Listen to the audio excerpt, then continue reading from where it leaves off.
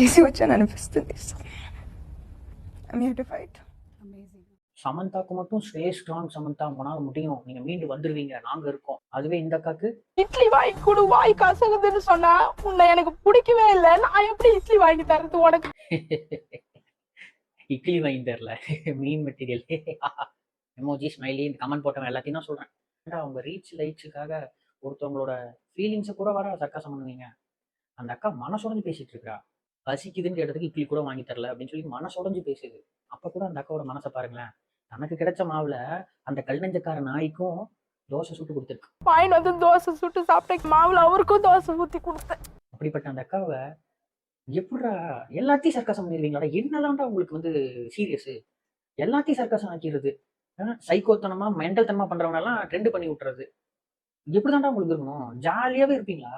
உங்க வாழ்க்கையில தான் சந்தோஷமா இல்லைன்னு சொல்லி ஆன்லைன்ல கிடைக்கிறதெல்லாம் ஃபன் பண்ணிட்டு இருக்கீங்களா? ரொம்ப நாள் முன்னாடி ஒரு கான்செர்ட்ல கூட இந்த தேவா தேவா அப்படின்னு அந்த ஒரு பாட்டு அந்த கான்செர்ட்ல போகுது.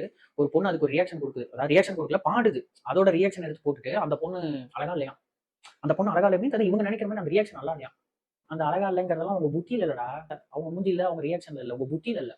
உங்க புத்தி கேவலமா இருக்குது. அழுகிறதுக்கு கூட நீங்க நினைக்கிற மாதிரி அழகா இருக்கணும், இல்லைன்னா இந்த மாதிரி நொட்டை நாயம் பேச வந்துருவீங்க. இதெல்லாம் எவ்வளவு பெரிய கேவலம் தெரியுமா?